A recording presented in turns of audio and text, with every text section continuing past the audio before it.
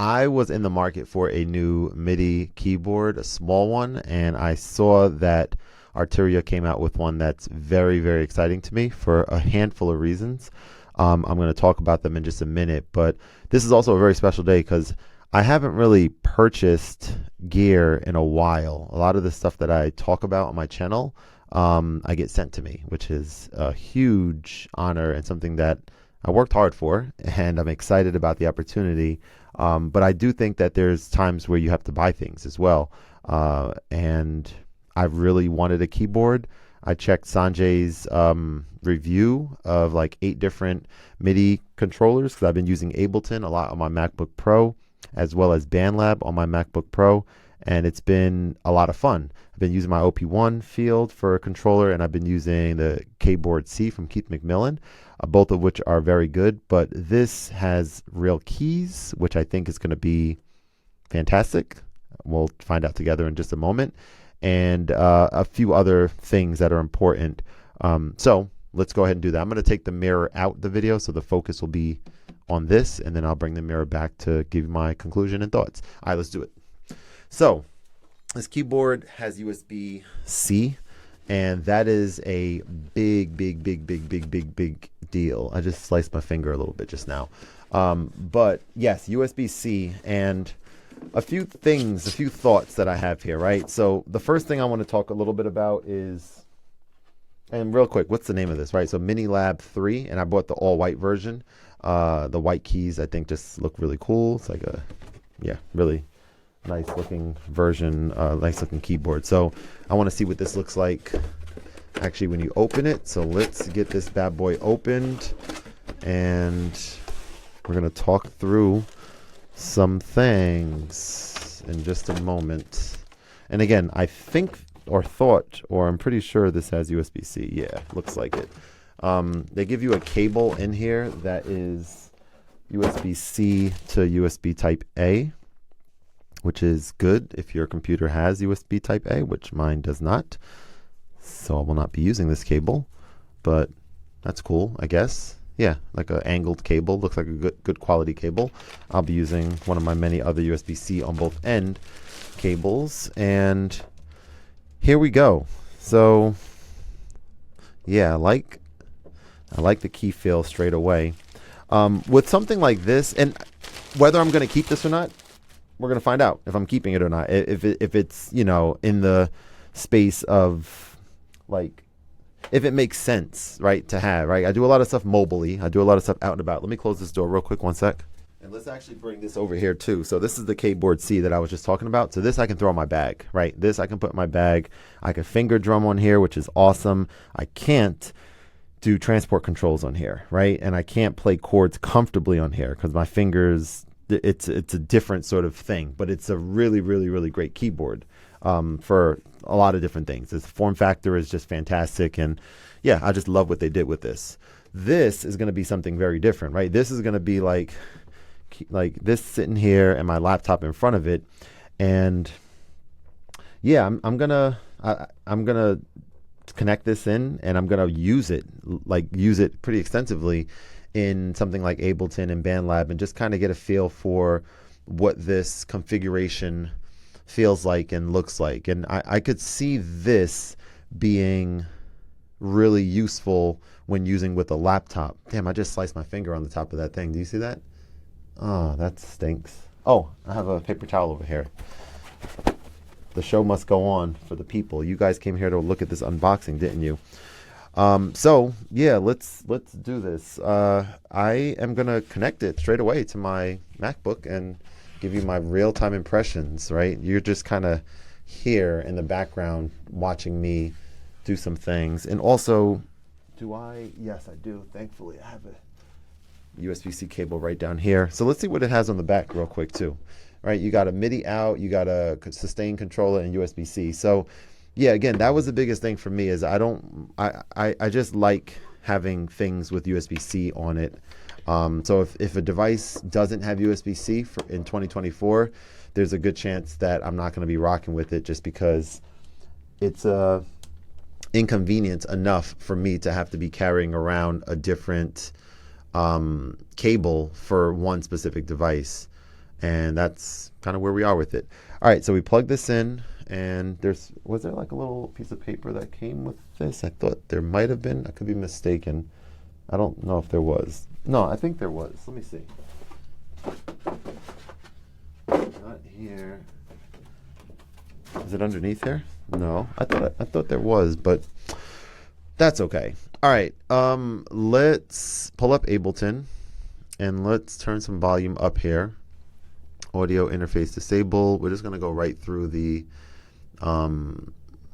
unit itself, right? So audio is going to be coming out on the MacBook speakers, and input device is, we don't need anything for input. And MIDI, there's a MIDI lab right there. Cool. Okay, looks like it matches up straight away in Ableton. So do you guys need to see this maybe a little bit? Can you see it? I don't know, guys. I mean, maybe I'll do a full-on, like video after this. But again, I just want to kind of talk through the initial feel for making music with something this size. So let's go into drums, and let's bring some drums in, and let's kind of explore this. So we're here. I like the key feel a lot straight away. I'll tell you that. Yeah, the keyboard feels fantastic. Now let's figure out let's kind of look at like some piano sounds on here, and let's go to sounds, and let's go to piano and keys, or synth keys maybe. Let's find some synth keys. Let's see. Boom. Let's do this one.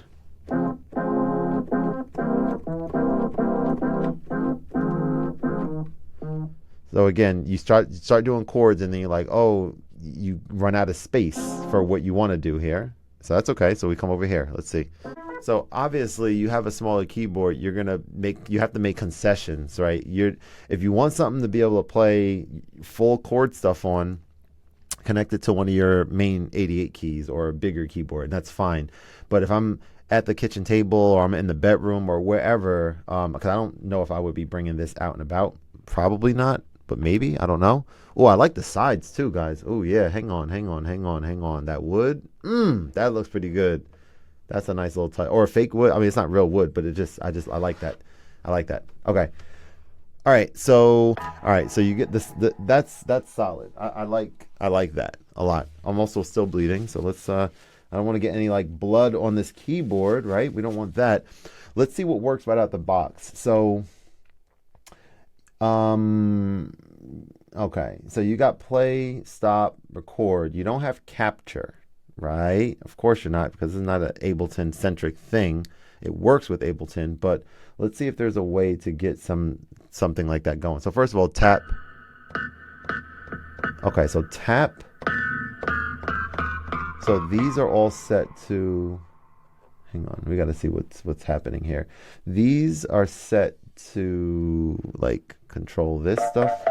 Not, okay, let's see, hang on, shift. Let's see what we got to do. Shift and rotate maybe? No. Arpeggiator on, arpeggiator off. Oh, so those are like drum pads. So let's go back to these drums real quick. Let's go to favorites. Take out this piano, and let's see. Those are those four, and then we go octave up. Hang on. So I don't know if I see myself using these as much as using those, but let's figure out if we do shift, tap tempo, but that doesn't change the tempo over here. So maybe in Ableton we need to be on output. Yeah, maybe these need to be on too. I don't know. Everything needs to be synced. Let's see. I've never fully understood the whole sync remote, like everything here in Ableton.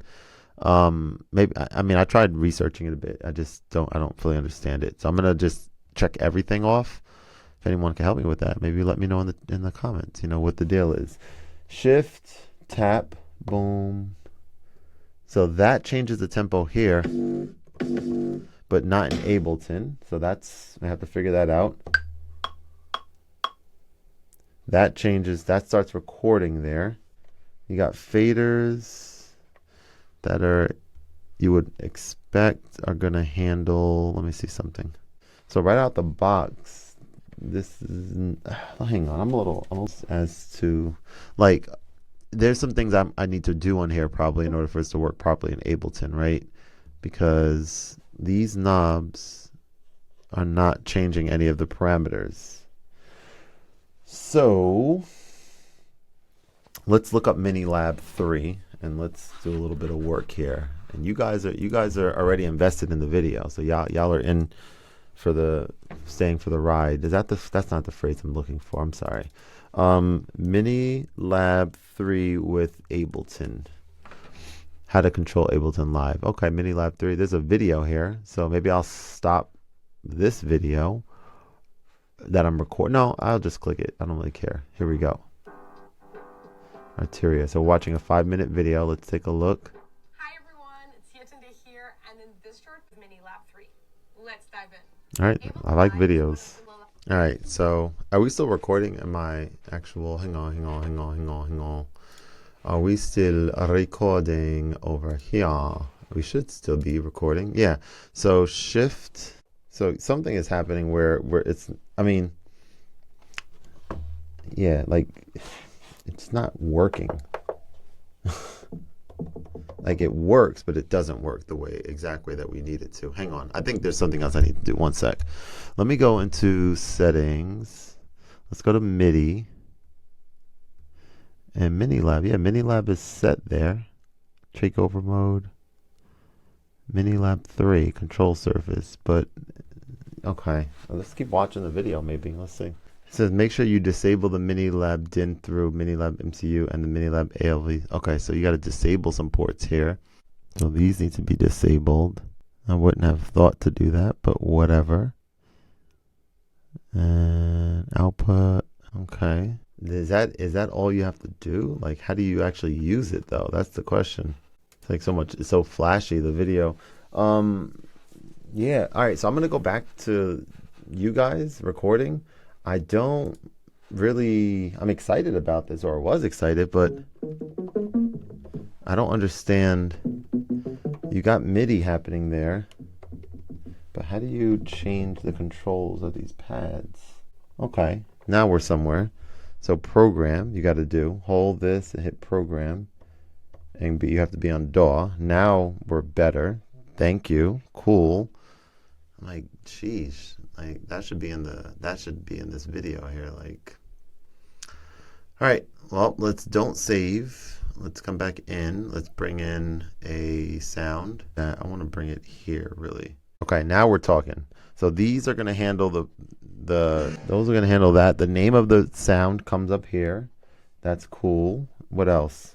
Okay. All right, so a couple things.